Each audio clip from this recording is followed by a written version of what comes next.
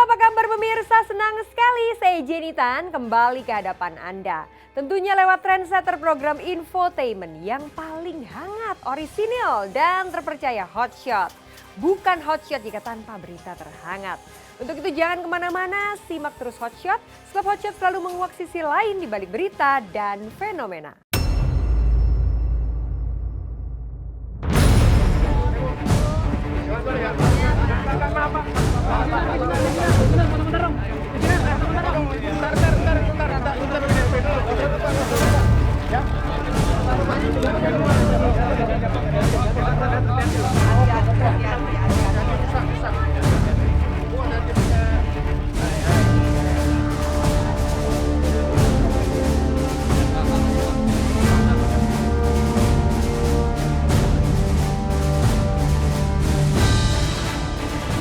Letupan babak baru, pekan ini kian menguntai hawa panas konflik di antara motivator kondang Mario Teguh dengan Aryo Kiswinar Teguh.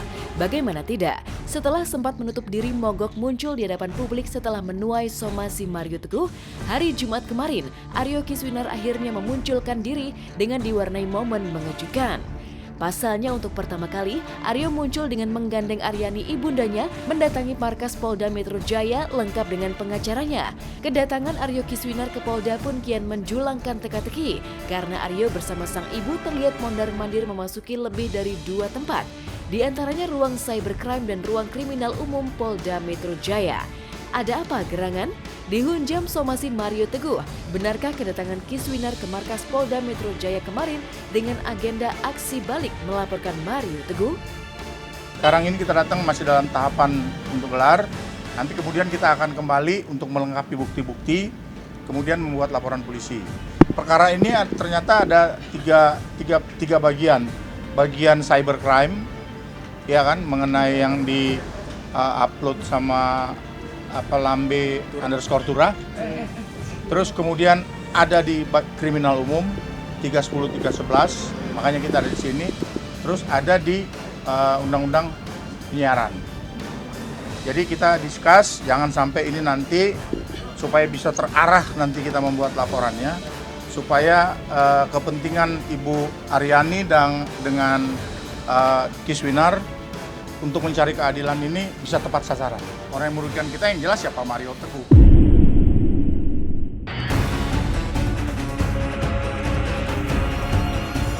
Ya, diperkarakan Mario Teguh dan dikulik bahwa sang ibu telah melakukan selingkuh.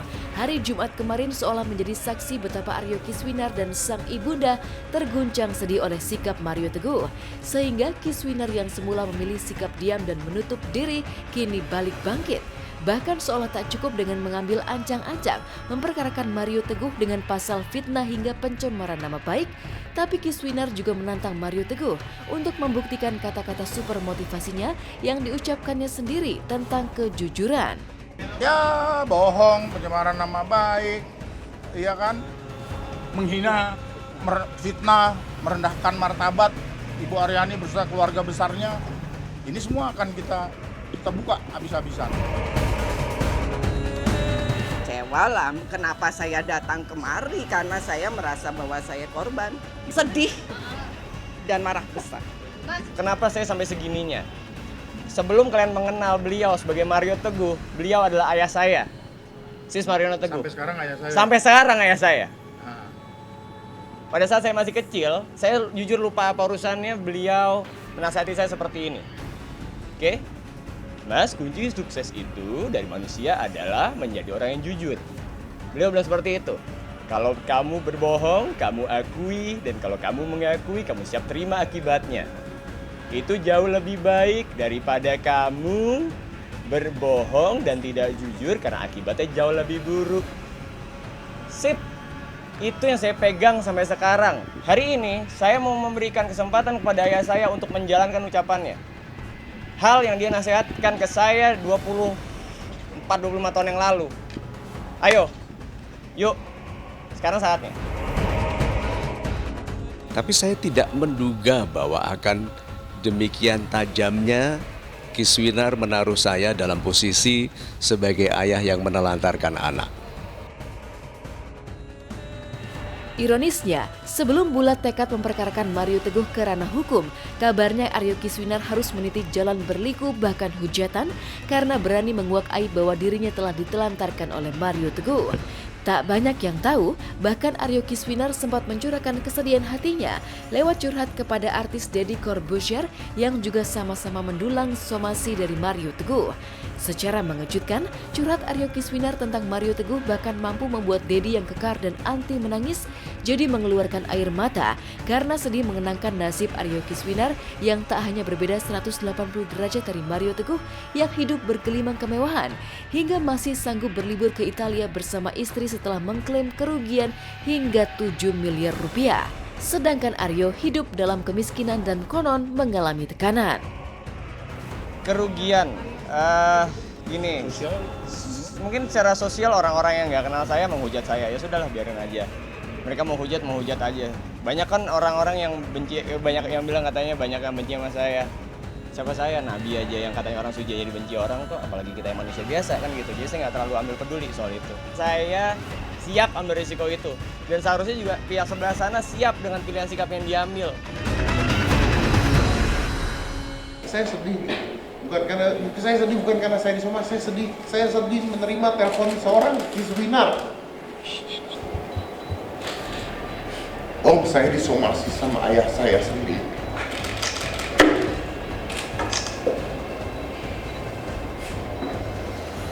Saya nggak punya apa-apa, Om.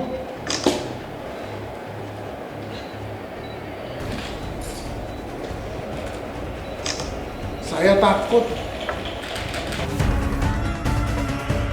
Pengakuan Kiswinar, bukan pengakuan saya, pengakuan Kiswinar adalah dia mau kuliah nggak punya uang. Pengakuan Kiswinar di acara saya. Dia temui seseorang yang dianggap ayahnya. Kini setelah bangkit dari etape babak hidupnya yang sedih, Aryo Kiswinar pun dikabarkan tak tanggung-tanggung serius balik memperkarakan Mario Teguh.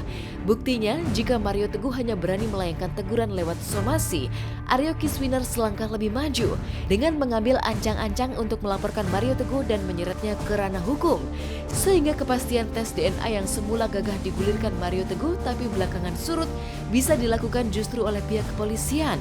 Tak pelak, nasib Mario Teguh pun kini seolah berbalik, diguncang dari dua arah sekaligus. Pasalnya, buah dari dua somasi Mario Teguh ke pihak Deddy Corbuzier dan Aryo Kiswinar kini justru berbuntut blunder panas. Tidak hanya ancaman pelaporan Kiswinar, tapi juga tantangan debat terbuka pihak Deddy Corbuzier yang bahkan berani mempertaruhkan uang senilai miliaran rupiah.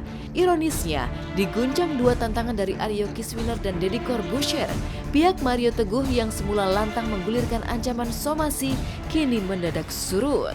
Tes DNA itu adalah salah satu proses untuk mendapatkan pengakuan. Itu bukan urusan kami akhirnya nanti. Ya, I don't know. Itu tergantung dari, ya kita harapkan. Tapi kan itu sudah urusannya nanti penyidik kalau itu sudah kami laporkan ke polisi. Saya sudah siapkan.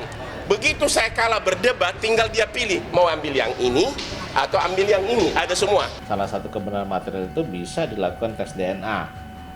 Tapi kalau sudah jadi kasus, nggak bisa ditawar-tawarin mau dibayarin apa segala, nggak bisa karena itu harus perintah penyidik atau penetapan pengadilan. Ya itu haknya mereka sebagai subjek hukum, nggak bisa diapa-apain, nggak bisa dikomentarin apa-apa. Kita belum tahu langkah selanjutnya apa. Harus tanya sama kliennya.